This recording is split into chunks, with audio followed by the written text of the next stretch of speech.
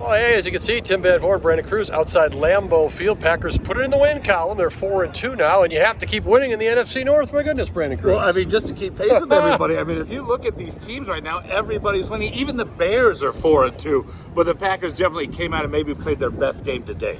Yeah, they were very consistent offensively. Jordan Love had the one interception, but that was a deflection. He was much sharper. That's really been the bugaboo so far this season, has been the interception ball a little bit, which again has kind of been crazy bounces. But he wasn't responsible for today's interception. They were cleaner offensively, an easier win. Yeah, and what you saw is they were able to do everything they wanted to. They talked about this after the game, that they had a vision going into the game, and that vision unfolded on the field in front of them. It was one of those moments where it almost seemed surprising to them that everything that they had planned took place on the field. Not quite sure how the Cardinals beat the Niners based on watching the Cardinals today, but they put up a little fight in the middle of the game, but the Packers controlled this. The Packers haven't controlled too many games this year, so a little easier breathing room as they get out of here. Yeah, and what it was is not too many mistakes. We talk about the Cardinals getting back into the game. That was Packers' mistakes that allowed them to get down the field, keep a drive alive, and put points on the board. But besides that, this was all Packers, and it was the fact they can run the ball,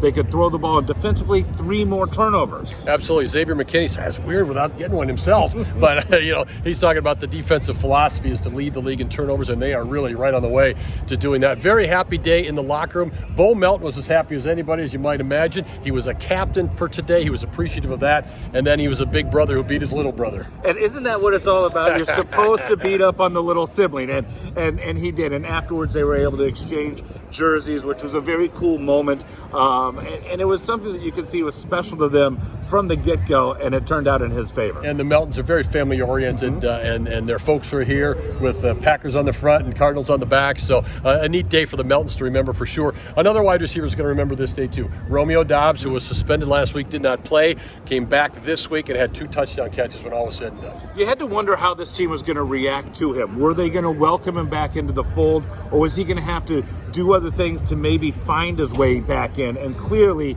he's back in after he scores a touchdown, a big hug, and they got him going early too. I mean, he only had 3 catches, 2 of them for touchdowns, but it was early on that they went to him, and you could see that he was part of the unit, and afterwards completely welcomed, and they're moving forward. And when he was introduced, or when he made a catch, it was announced to the crowd, he got a positive response from the crowd as well. So I think one of those things where he says, look, I want to move on from this. It was a weird chapter. I think most people involved would say the same thing. And I would think that, the fact that he also caught the 3 of the 4 targets headed his way makes a difference. He didn't make any mistakes to kind of compound the issues. He kind of made them forgotten by doing what he did on the field. Packers are 4-2. They'll host the Houston Texans next week. It's a little bit tougher game. Then you get the Jacksonville Jaguars. So to me, that's an important game next Sunday if you can get that one, and then Jacksonville's really struggling. It is, and you have to wonder what C.J. Stroud is going to show up. He had struggled in recent weeks, but had a great Sunday in their win